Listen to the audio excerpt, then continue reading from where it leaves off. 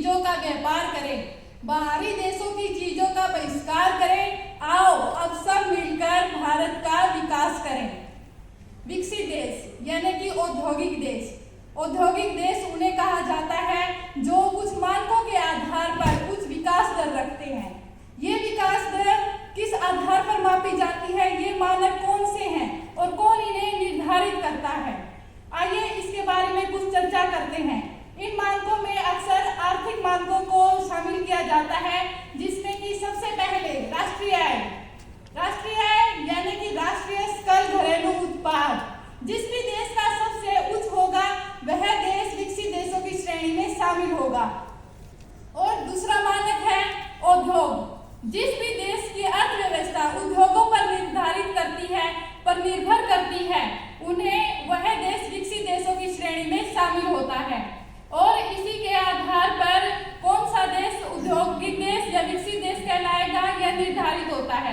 और जो देश औद्योगिक या विकसित देशों की श्रेणी में शामिल नहीं होते उन्हें विकासशील देश कहा जाता है।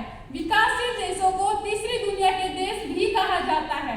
कुछ अन्य मानक भी हैं जैसे मानव विकास सूचकांक, जिसके अंतर्गत राष्ट्रीय आय के साथ साथ जीवन प्रत्याशा और शिक्षा भी शामिल है।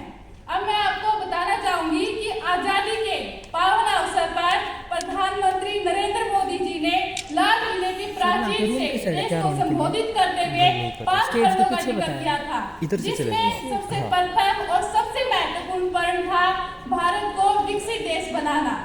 और इसके लिए उन्होंने कहा कि इसके लिए हम सभी को मिलकर काम करना होगा, सबके साथ की जरूरत है। और इसके साथ साथ उन्होंने कहा कि हमें किस प्रकार से विकसित देश और औद्योगिक देशों की श्रेणी में शामिल हो सकते हैं। इन 75 सालों में हमने बहुत सी उपलब्धियां उतार चढ़ाव को देखा है। इसके साथ साथ हमने ये बहुत सारी उपलब्धियां हासिल की हैं, पर सच्चाई तो यह है कि हम आज भी विकासशील देशों की श्रेणी में आते हैं। और हमें ये जानने की जरूरत है कि दुनिया के मुकाबले कहाँ खड़े हैं हम।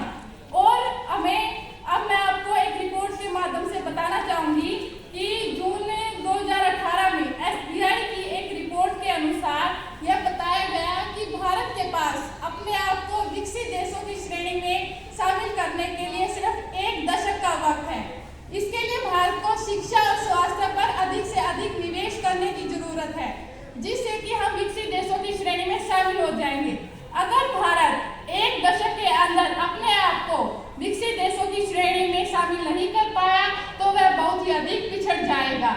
अब मैं अंत में यही कहना चाहूंगी कि अगर हमें विकसित देश बनना है, औद्योगिक देशों की श्रेणी में शामिल होना है, तो सभी को एक साथ सहयोग के साथ आगे बढ़ना होगा। धन्यवाद।